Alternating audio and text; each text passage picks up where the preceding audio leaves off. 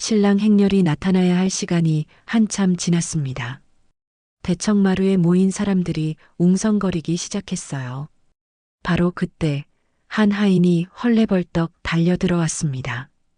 큰일 났습니다. 신랑 도령께서 오시는 길에 정체 모를 자들에게 납치당하셨다 하옵니다. 사람들이 아수라장이 되었어요. 그런데 이게 끝이 아니었습니다. 대문 밖에서 말발굽 소리가 들려오더니 낯선 사내 하나가 당당히 들어섰지요. 소인이 바로 신랑이 옵니다. 도대체 이 사내는 누구고 신랑은 왜 납치당한 걸까요?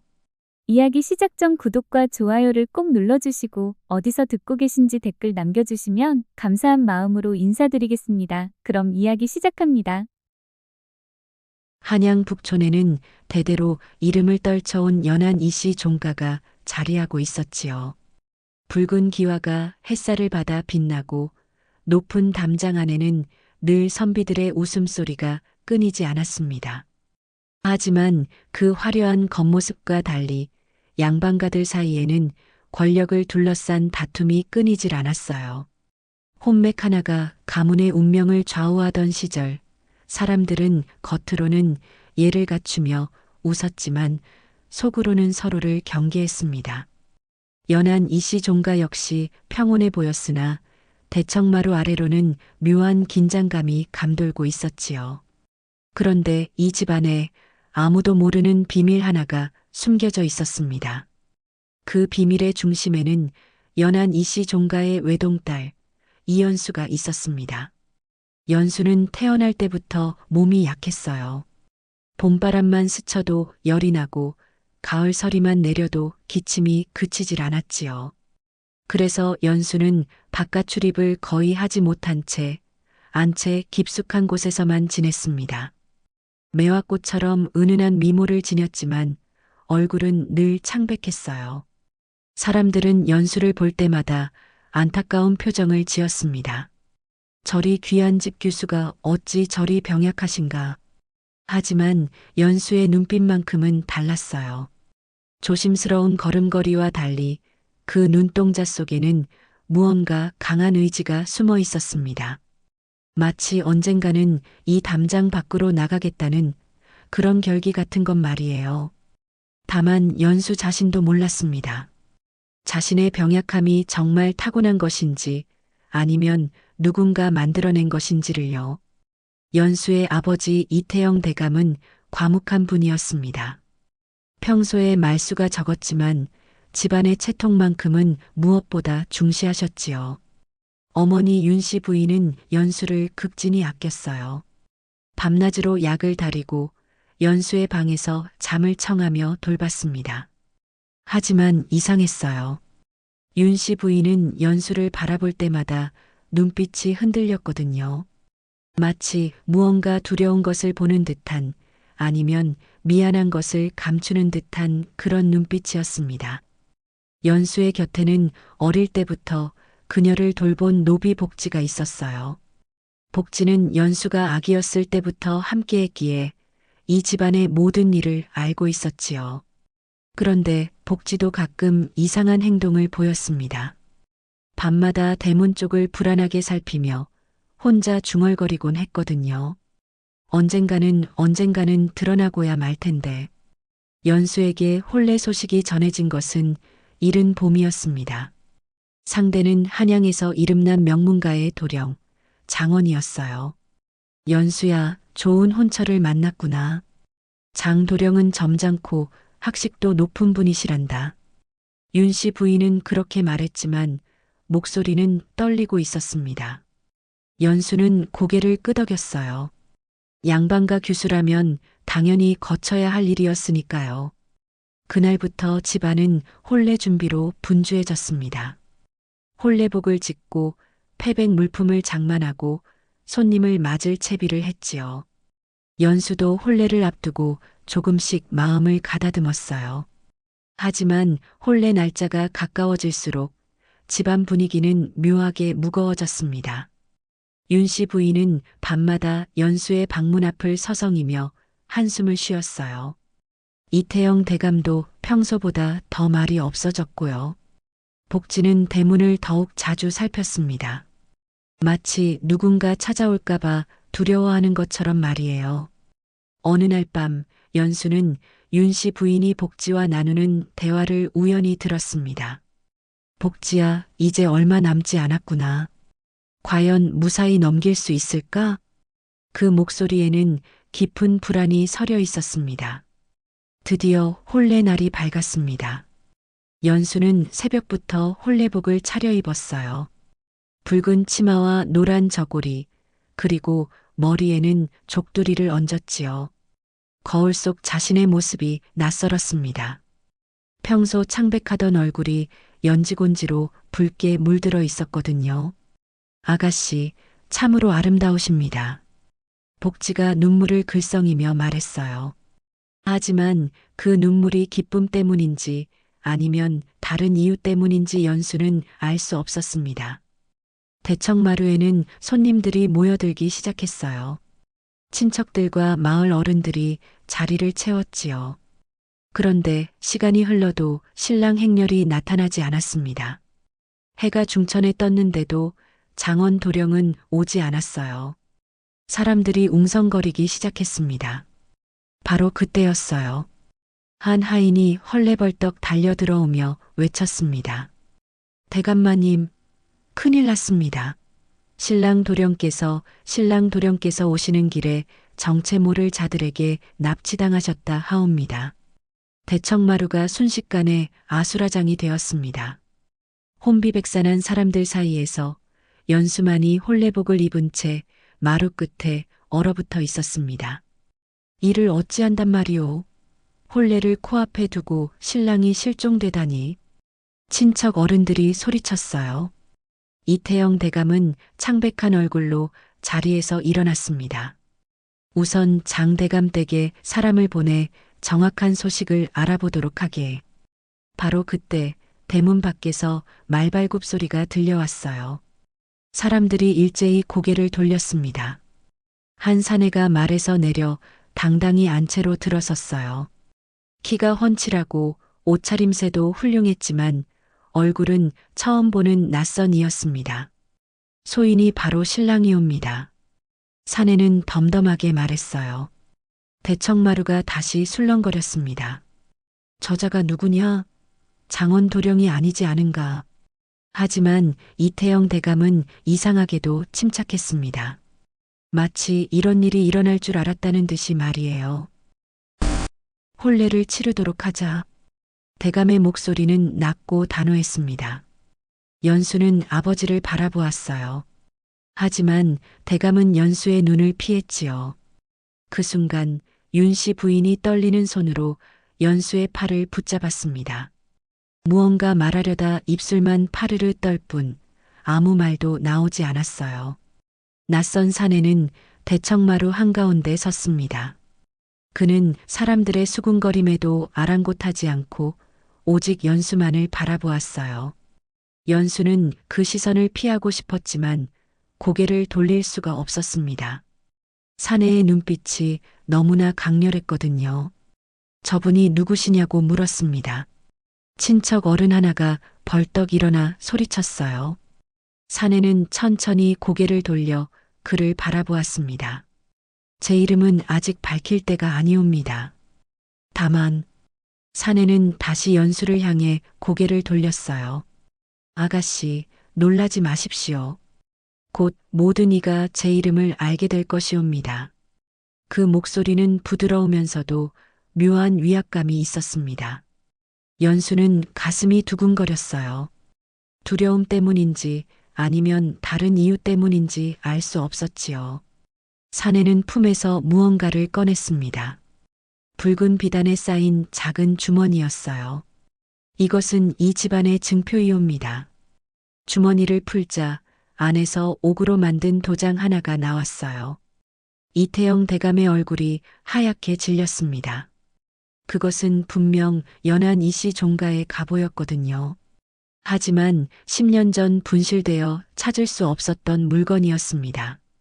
이것을 어디서 구했느냐? 대감이 떨리는 목소리로 물었어요. 사내는 씁쓸하게 웃었습니다. 제가 원래 있어야 할 자리에서 가져왔을 뿐이옵니다. 그 말이 무슨 뜻인지 아직 아무도 알지 못했습니다. 대청마루의 분위기가 얼어붙었습니다. 장원 도령은 행방이 묘연한데 낯선 사내가 신랑 행세를 하겠다고 나선 것이에요. 친척들은 혼례를 당장 중단해야 한다고 목소리를 높였어요. 하지만 이태영 대감은 단호했습니다. 혼례는 예정대로 치르도록 하겠소.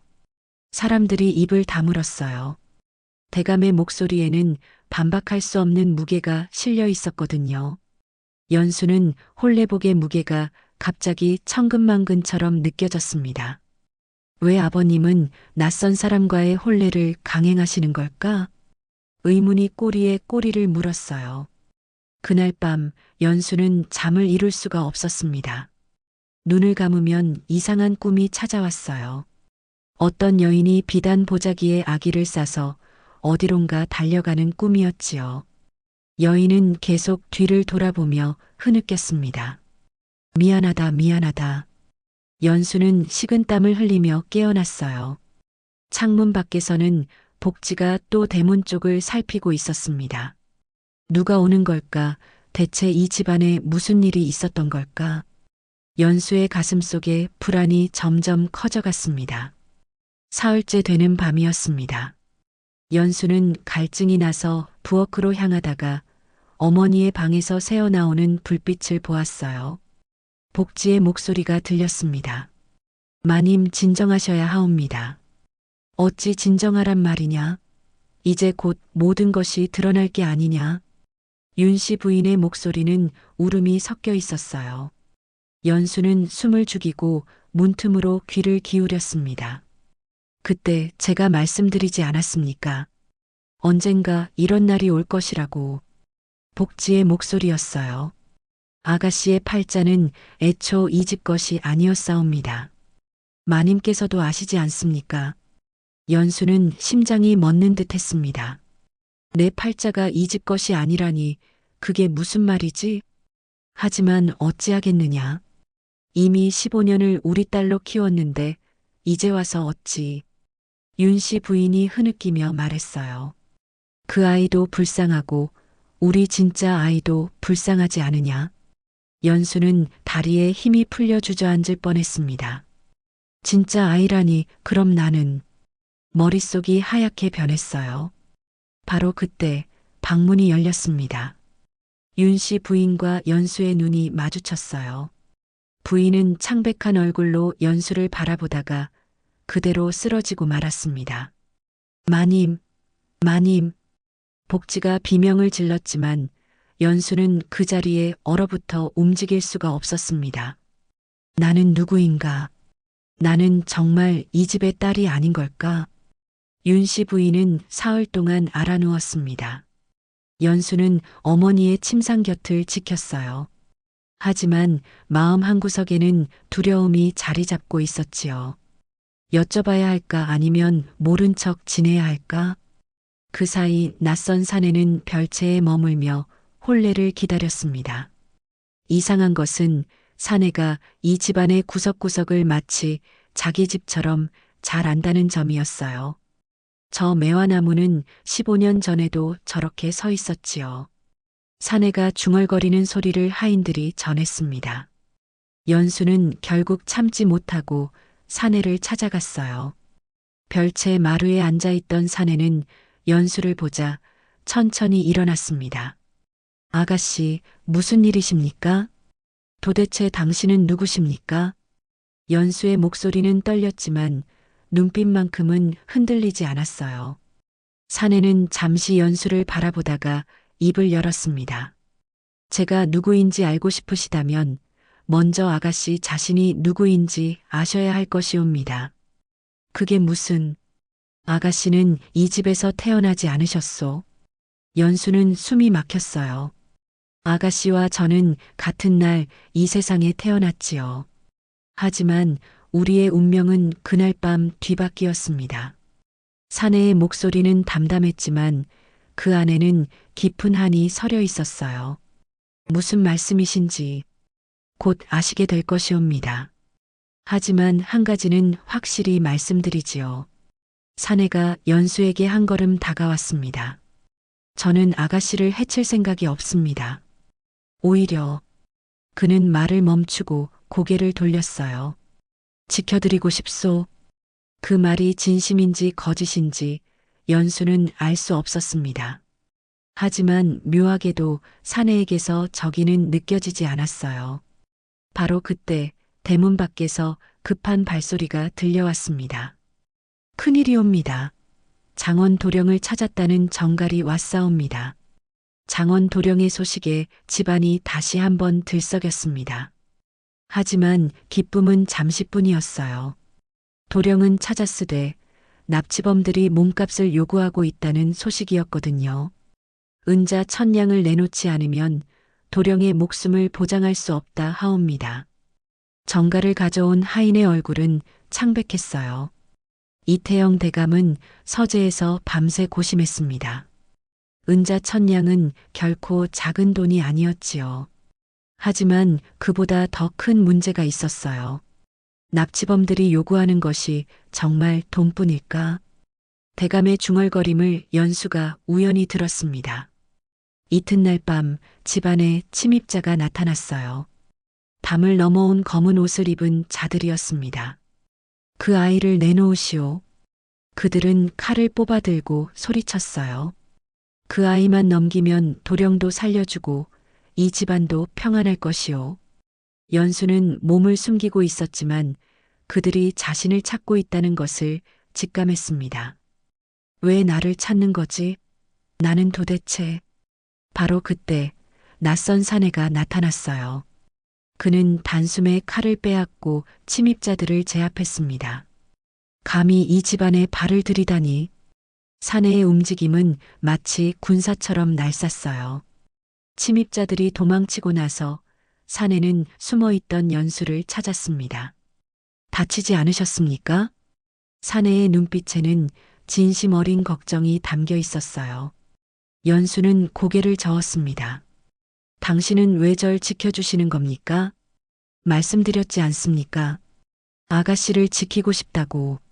하지만 저는 당신이 누군지도 모르는데. 사내는 잠시 망설이다 입을 열었습니다. 아가씨와 저는 남남이 아니옵니다. 우리는... 그때 이태영 대감이 나타났어요. 연수야, 이리 오너라. 대감의 목소리는 평소와 달리 떨리고 있었습니다. 이제 모든 것을 말해줘야겠구나. 이태영 대감은 서재로 연수를 데려갔습니다. 윤씨 부인도 창백한 얼굴로 그 자리에 있었어요. 연수야, 아비가 미안하구나. 대감의 목소리는 처음으로 떨리고 있었습니다. 너는 내가 이 집에서 태어났다고 알고 있겠지. 연수는 고개를 끄덕였어요. 하지만 그것은 사실이 아니란다. 대감은 서랍에서 낡은 나무 상자를 꺼냈습니다. 상자를 열자 안에는 말라버린 탯줄끈과 낯선 문양이 새겨진 은장도가 들어 있었어요. 이것은 내가 이 집에 왔을 때 함께 있던 물건들이다. 윤씨 부인이 흐느끼기 시작했습니다. 15년 전 그날 밤 나는 아들을 낳았단다. 건강한 사내아이였지. 대감이 계속 말을 이었어요. 하지만 같은 날 내 외가댁에서 정갈이 왔다. 너의 어머니께서 내 진짜 어머니께서 딸을 낳았는데 산후병으로 위독하다는 소식이었지. 연수는 숨을 멈췄습니다. 외가에서는 예언을 믿고 있었다. 딸아이는 집안을 망하게 하고 아들은 집안을 일으킨다는 예언 말이다. 대감의 목소리가 점점 낮아졌어요. 그래서 그들은 나에게 제안을 했다. 우리 집안의 아들과 그 집안의 딸을 바꾸자고. 아버님, 나는 거절했어야 했다. 하지만 대감이 주먹을 쥐었습니다. 당시 우리 집안은 영모에 연루될 위기였다. 내 외가는 권세가 높았고 그들의 도움이 절실했지. 윤씨 부인이 연수의 손을 잡았어요. 미안하다, 연수야. 나는 내가 내 뱃속에서 나온 아이가 아니면서도 너를 진짜 내 딸처럼 사랑했단다. 그럼 저의 진짜 부모님은? 내 어머니는 내가 3살 때 돌아가셨고, 내 아버지는 대감이 서재 문 쪽을 바라보았습니다. 문 밖에 낯선 사내가 서 있었어요. 저 사람이 바로 우리의 진짜 아들이다. 그리고 내가 있어야 할 자리를 대신 차지하고 살아온 아이지. 연수의 세상이 무너져 내렸습니다. 연수는 며칠 동안 방에서 나오지 않았습니다. 먹지도 자지도 않은 채 창밖만 바라보았어요. 나는 누구인가? 그 질문이 머릿속을 떠나지 않았습니다. 복지가 죽을 가져왔지만 연수는 손도 대지 않았어요. 아가씨 드셔야 하옵니다. 복지. 연수가 처음으로 입을 열었습니다. 복지는 처음부터 알고 있었지? 복지는 고개를 숙였어요. 예, 용서하십시오. 복지가 밤마다 대문을 살핀 건 저의 진짜 집안 사람들이 찾아올까봐 그런 거였어? 복지가 눈물을 흘렸습니다. 아가씨 하지만 저는 진심으로 아가씨를 아껴 싸웁니다. 피는 속일 수 없어도 정은 속일 수 없는 법이옵니다. 연수는 복지의 손을 잡았어요. 고마워, 복지야. 내가 나를 아껴준 마음만큼은 진짜라는 거 알아. 연수는 천천히 자리에서 일어났습니다. 거울 앞에 섰어요. 그리고 자신의 얼굴을 오래도록 바라보았지요. 나는 이 집의 딸이 아니다. 하지만 그렇다고 내가 아무것도 아닌 건 아니야. 연수의 눈빛이 달라지기 시작했습니다. 내 출생이 어찌됐든 나는 나야. 그리고 나는 내 운명을 내 손으로 정할 거야. 연수는 옷을 갈아입고 방문을 열었어요. 더 이상 도망치지 않기로 결심했습니다. 이제는 진실과 마주하고 자신의 길을 스스로 선택할 때였어요. 연수는 낯선 사내를 찾아갔습니다. 사내는 별채 마루에 앉아 하늘을 바라보고 있었습니다. 연수가 다가가자 사내는 천천히 고개를 돌렸어요. 오셨습니까? 당신의 이름을 알고 싶어요. 연수의 목소리는 더 이상 떨리지 않았습니다. 사내는 잠시 망설이다 입을 열었어요. 제 이름은 이강입니다. 본래 이 집안의 적자로 태어났으나 아가씨와 바뀌어 외가에서 자랐지요. 그럼 당신은 왜 여기 온 겁니까? 당신의 자리를 되찾으러 온 건가요? 이강은 고개를 저었습니다. 처음에는 그런 마음도 있었습니다. 제가 있어야 할 자리에 다른 이가 있다는 사실이 원망스러웠지요. 그는 쓸쓸하게 웃었어요. 하지만 아가씨를 보고 나서 마음이 바뀌었습니다. 아가씨는 아무 잘못이 없으시니까요. 그럼 왜 혼례에 나타난 겁니까? 장원 도령을 납치한 자들은 저를 보낸 세력과 같은 자들입니다. 이강의 표정이 굳어졌어요. 그들은 아가씨의 외가, 그러니까 아가씨의 진짜 집안 사람들이옵니다. 그들은 예언이 틀렸음을 알고 이제 와서 아가씨를 데려가려 하지요. 저를요? 예. 아가씨의 외가는 대대로 무인 집안입니다. 후계자가 필요한데 아들이 없지요. 그래서 아가씨를 다시 데려가 후계자로 삼으려는 겁니다. 연수는 숨이 막혔어요. 저는 그들을 막으러 왔습니다. 이강이 연수를 똑바로 바라보았습니다. 제가 있어야 할 자리를 아가씨가 지켜주셨으니 이제는 제가 아가씨를 지킬 차례입니다. 바로 그날 밤 연수의 외가 사람들이 몰려왔습니다. 등불을 든 무사들이 대문을 포위했어요. 연한 이씨 종가는 들으시오. 우리 집안의 혈육을 내놓으시오. 선두에 선 장군 차림의 사내가 소리쳤습니다. 이태영 대감이 급히 대문 앞으로 나갔어요. 이게 무슨 행패요? 행패라니. 15년 전 빼앗아간 우리 핏줄을 돌려받으러 왔을 뿐이요. 바로 그때 또 다른 무리가 나타났습니다. 장원 도령을 끌고 온 납치범들이었어요. 이강이 어디 있느냐? 납치범의 두목이 소리쳤습니다. 내 놈이 우리를 배신했다는 소식을 들었다. 내 놈도 결국 양반의 자식이라 그런 거냐? 이강이 칼을 뽑아들고 앞으로 나섰습니다. 장도령을 놓아주시오. 이 일은 도령과는 무관하오. 무관하다고? 내 놈이 이 혼례를 망친 주제에. 그 순간 장원 도령이 비틀거리며 일어났어요. 피투성이가 된 얼굴이었지만 눈빛만큼은 또렷했습니다. 연수 아가씨는 어디 계십니까? 도령은 연수를 찾으며 앞으로 걸어왔어요. 제가 지키겠습니다. 아가씨를 지키겠습니다. 연수는 숨어 있다가 뛰쳐나왔습니다. 도령님. 장원 도령이 연수를 보자 안도의 한숨을 쉬었어요. 다행입니다. 무사하시군요. 바로 그때 연수의 외가 장군이 칼을 뽑았습니다. 모두 비켜라. 저 아이는 우리 집안의 후계자다. 장군이 연수에게 다가오려는 순간 이강이 막아섰어요. 안 됩니다. 아가씨는 자신의 삶을 선택할 권리가 있습니다. 권리? 핏줄이 곧 운명이다. 저 아이는 우리 집안으로 돌아와야 한다. 대청마루가 아수라장이 되었습니다. 칼이 부딪히는 소리, 사람들의 외침, 그리고 윤씨 부인의 흐느낌이 뒤섞였어요. 연수는 그 한가운데 서 있었습니다. 모든 것이 느리게 움직이는 것처럼 느껴졌어요. 외가 사람들은 자신을 데려가려 하고, 이강은 자신을 지키려 하고, 장원 도령은 자신을 위해 죽을 고비를 넘겼고, 이태영 대감 부부는 자신을 놓고 싶지 않아 했습니다. 모두가 나를 원하지만 정작 내 뜻을 묻는 사람은 아무도 없어. 연수는 깊이 숨을 들이마셨습니다. 그리고 혼례상 위로 걸어갔어요. 혼례복을 입지는 않았지만 연수의 모습은 그 어느 때보다 당당했습니다. 모두 멈추십시오. 연수의 목소리가 대청마루에 울려 퍼졌어요. 사람들이 일제히 움직임을 멈추고 연수를 바라보았습니다. 혼례상 위의 촛불이 바람에 흔들리다가 하나둘씩 꺼져갔습니다. 어둠 속에서 연수만이 달빛을 받아 빛나고 있었어요.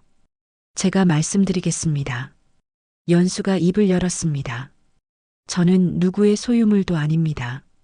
연수의 목소리는 떨리지 않았습니다. 저는 이 집에서 태어나지 않았습니다. 그것은 사실이지요. 이태영 대감이 고개를 떨구었어요. 하지만 저를 키워주신 분들은 이 집의 대감마님과 부인이십니다. 윤씨 부인이 눈물을 흘렸습니다. 저의 피가 어디서 왔든 저의 마음은 제가 자란 곳을 향하고 있습니다. 연수는 외가 장군을 바라보았어요. 장군께서는 저를 후계자로 삼고 싶으시다 하셨지요. 하지만 저는 무예도 모르고 군사를 다루는 법도 모릅니다. 그것은 가르치면 되느니라. 장군이 소리쳤어요. 아닙니다. 저는 배우고 싶지 않습니다. 연수의 말에 모두가 숨을 죽였습니다. 저는 이제껏 남의 뜻에 따라 살아왔습니다. 태어날 곳도 자랄 곳도 혼인할 상대도 모두 남들이 정했지요. 연수가 혼례상을 내려왔어요. 하지만 이제는 제가 정하겠습니다. 제 삶은 제가 선택하겠습니다. 연수는 이강을 보았고 장원 도령을 보았고 대감 부부를 보았습니다. 저는 이 집의 딸도 아니고 무인 집안의 후계자도 아닙니다. 그리고 마지막으로 외쳤어요. 저는 그저 이연수라는 한 사람일 뿐입니다. 연수의 외침이 밤하늘에 울려 퍼졌습니다. 대청마루를 가득 채웠던 긴장감이 잠시 흩어지는 듯 했어요. 외가 장군이 칼을 내렸습니다. 아이야. 장군의 목소리는 처음으로 부드러워졌어요. 내가 우리 핏줄인 것은 분명하다. 내 어머니는 널 낳고 사흘 만에 돌아가셨지. 마지막까지 내 이름을 부르며 말이다. 연수의 가슴이 뭉클해졌습니다. 어머니께서는 내가 행복하기를 바라셨다. 하지만 나는 예언에 사로잡혀 널 내쫓았지. 장군이 고개를 숙였어요. 그것이 내 평생의 한이었느니라. 그래서 내가 어디서 어떻게 자라는지 몰래 살펴왔다. 연수는 처음 알았습니다. 복지가 대문을 살폈던 것이 외가 사람들이 몰래 자신을 지켜보고 있었기 때문이라는 것을요. 장군께서는 저를 버리신 것을 후회하시는군요. 그렇다. 그래서 이제라도 널 데려가려 했던 것이다. 연수는 천천히 고개를 저었습니다. 하지만 그것은 장군의 뜻이지 제 뜻은 아닙니다. 이강이 앞으로 나섰어요. 아가씨의 말씀이 옳습니다. 사람은 자신의 삶을 선택할 권리가 있습니다. 그는 외가 장군을 바라보았습니다. 저 역시 양반의 자식으로 태어났으나 천민으로 자랐습니다. 하지만 그것이 제 인생을 망친 것은 아닙니다. 오히려 세상을 더 넓게 볼 수 있게 해주었지요. 이강이 연수에게 고개를 숙였어요. 아가씨, 제가 처음 이곳에 왔을 때는 제 자리를 되찾고 싶었습니다. 하지만 이제는 다릅니다. 무엇이 달라졌습니까? 아가씨께서 저보다 훨씬 강하다는 것을 알았습니다. 아가씨는 약한 몸으로도 자신의 길을 찾으셨으니까요. 이강이 허리춤에서 옥 도장을 꺼냈습니다. 이것을 돌려드립니다. 이것은 제 것이 아니라 이 집안의 것이니까요. 이태영 대감이 떨리는 손으로 도장을 받았어요. 장원 도령이 비틀거리며 앞으로 나왔습니다. 연수 아가씨. 도령의 목소리는 약했지만 진실했어요. 저는 아가씨의 출생이 어찌 되었든 상관없습니다. 제가 혼인하고 싶은 분은 연한 이 씨의 딸이 아니라 이연수라는 사람이었습니다. 도령이 무릎을 꿇었습니다. 하지만 아가씨께서 원치 않으신다면 저는 물러나겠습니다. 다만 한 가지만 약속해 주십시오. 무엇을 말씀하시는 겁니까? 아가씨께서 행복하시겠다고 그것만 약속해 주십시오. 연수는 도령의 손을 잡아 일으켰습니다. 도령님 고맙습니다. 하지만 혼인은 아직 제가 선택할 수 없습니다. 연수가 모두를 둘러보았어요. 저는 이제 누가 시켜서가 아니라 제 뜻으로 살아가고 싶습니다. 혼인도 갈 곳도 모두 제가 정하겠습니다. 윤씨 부인이 연수에게 다가와 꼭 껴안았습니다. 연수야 미안하구나. 내 뜻도 묻지 않고 우리 마음대로 했구나. 어머님, 하지만 한 가지는 알아다오. 우리가 너를 사랑한 것만큼은 진심이었단다. 연수도 부인을 껴안았어요. 그 순간 먼동이 트기 시작했습니다. 긴 밤이 지나가고 새로운 날이 밝아오고 있었어요. 아침 해가 떠오르자 모두는 대청마루에 둘러앉았습니다. 이제 모든 진실을 밝힐 때였어요. 이태영 대감이 먼저 입을 열었습니다. 15년 전 연수의 외가에서 제안이 왔을 때 나는 고민했소. 하지만 당시 우리 집안은 영모 혐의에 휘말려 있었고 외가의 도움 없이는 살아남을 수 없었소. 복지가 나서서 말했습니다. 제가 그날 밤 아기 씨들을 바꿨습니다. 두 아기는 같은 날 태어났고 생김새도 비슷했지요. 하지만 왜 연수를 병약하게 키운 겁니까? 이강이 물었어요. 윤씨 부인이 눈물을 닦으며 대답했습니다. 그것은 연수가 바깥 출입을 하면 외가 사람들이 알아볼까봐 두려웠기 때문이었어요. 그래서 일부러 약한 약재를 먹이고 바깥 나들이를 못하게 했지요. 연수는 충격을 받았습니다. 내 병약함이 만들어진 것이었다니. 외가 장군이 말했습니다. 나는 처음에 예언을 믿고 딸아이를 내쫓는데 동의했다. 하지만 곧 후회했지. 그래서 몰래 내 행방을 추적했고 내가 연한 이씨 종가에 있다는 것을 알았느니라. 그럼 왜 이제야 나타나신 겁니까? 내가 어리고 약할 때는 건드리지 않았다. 하지만 내가 혼인할 나이가 되자 다시 데려가고 싶어졌지. 장군이 한숨을 쉬었어요. 그래서 장원 도령을 납치하라 명했다. 혼례를 막고 너를 데려갈 계획이었지. 장원 도령이 고개를 끄덕였습니다.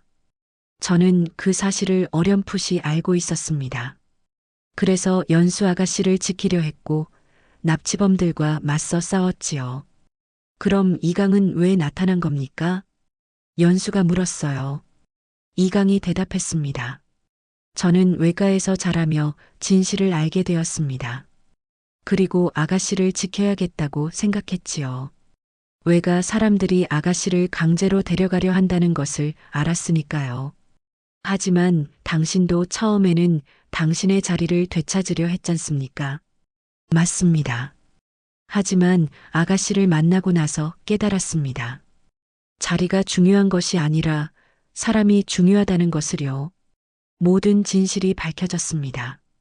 바꿔치기의 이유, 연수의 병약함, 혼례 납치 사건, 그리고 이강의 등장까지 모든 것이 하나의 실타래처럼 얽혀 있었던 것이에요. 모든 진실이 드러나고 나자 이상하게도 마음이 가벼워졌습니다. 더 이상 숨길 것도 두려워할 것도 없었으니까요. 이태영 대감이 외가 장군에게 말했습니다. 장군, 연수는 우리 집안의 딸이기도 하고 장군 집안의 핏줄이기도 하오. 앞으로는 두 집안이 협력하여 연수를 보살피는 것이 어떻겠소? 장군은 잠시 생각하다 고개를 끄덕였어요. 좋소. 다만 아이의 뜻을 먼저 물어야 하지 않겠소? 모두가 연수를 바라보았습니다. 연수는 깊이 숨을 들이마셨어요. 저는 이곳에서 자랐고 이곳의 사람들을 사랑합니다. 하지만 제 진짜 핏줄이 어디서 왔는지도 알고 싶습니다. 연수가 장군을 바라보았어요. 장군님, 제 어머니에 대해 더 알려주실 수 있으신가요? 장군의 눈시울이 붉어졌습니다. 그래, 내 어머니는 용맹한 무인이었지만 동시에 자애로운 사람이었단다. 너를 낳고 마지막으로 한 말이 이 아이가 행복하기를이었지. 연수는 가슴이 뭉클해졌어요. 이강이 연수에게 다가왔습니다.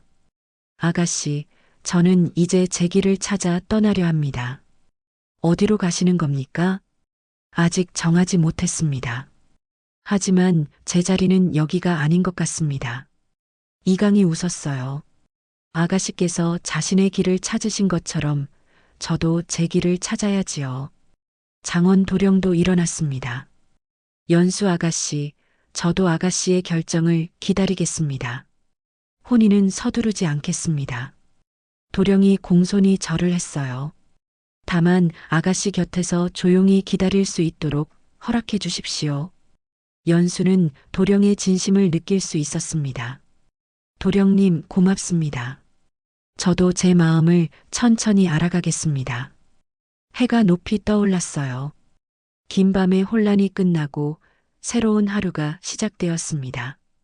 연수는 창밖을 바라보며 생각했어요. 이제부터는 내 삶을 내가 만들어 갈 거야. 그로부터 한 해가 흘렀습니다. 연수는 이제 더 이상 방 안에만 갇혀 있지 않았어요. 약한 약재를 끊고 나자 몸도 점점 건강해졌습니다. 봄이 되어 매화꽃이 피어날 무렵 연수는 정원을 거닐고 있었어요. 윤씨 부인이 그런 연수를 바라보며 말했습니다. 연수야, 정말 많이 밝아졌구나. 어머님 덕분이지요. 연수는 부인의 손을 잡았어요. 어머님께서 저를 진심으로 사랑해 주셨으니까요. 부인이 눈물을 글썽였습니다. 내가 내 배에서 나오지 않았어도 너는 내 딸이란다. 그날 저녁 외가 장군이 연수를 찾아왔어요. 아이야, 내 어머니의 유품을 가져왔다. 장군이 건넨 것은 아름다운 비녀였습니다. 내 어머니가 가장 아끼던 물건이지. 이제 내가 가져야 할 때가 된 것 같구나. 연수는 비녀를 받아들었어요. 고맙습니다, 외할아버님. 연수는 이제 외할아버지를 그렇게 부를 수 있게 되었습니다. 마당 한쪽에서는 이강이 말에 짐을 싣고 있었어요. 정말 떠나시는 겁니까? 예, 저는 제 길을 찾아 떠납니다. 하지만 언젠가 다시 뵙겠습니다. 이강이 환하게 웃었어요. 그때는 제 이름이 아닌 제 마음으로 찾아뵙겠습니다. 장원 도령은 여전히 멀리서 연수를 바라보고 있었습니다. 서두르지 않고 조용히 기다리는 모습이었어요. 연수는 매화꽃을 바라보며 생각했습니다. 사람의 팔자는 남의 손에 흔들리는 것이 아니라 마음이 정한 길에 달렸다. 출생이 운명을 정하는 것이 아니었어요. 중요한 것은 자신이 어떤 선택을 하느냐였습니다. 연수는 이제 알았어요. 진실은 때로 상처를 남기지만 그 상처를 통해 더 강해질 수 있다는 것을요. 그리고 스스로 선택한 길만이 참된 삶을 이끈다는 것을요. 매화꽃잎이 바람에 흩날렸습니다. 그 꽃잎은 담장을 넘어 멀리 날아갔어요. 마치 연수의 새로운 인생처럼 말이지요. 옛말에 백절불굴이라는 말이 있습니다. 어떠한 난관에도 굽히지 않고 이겨나간다는 뜻이지요. 연수는 자신의 출생을 알고도 주저앉지 않았습니다. 오히려 더 당당하게 자신의 길을 선택했어요. 여러분도 삶에서 어려운 진실과 마주하게 될 때가 있을 겁니다.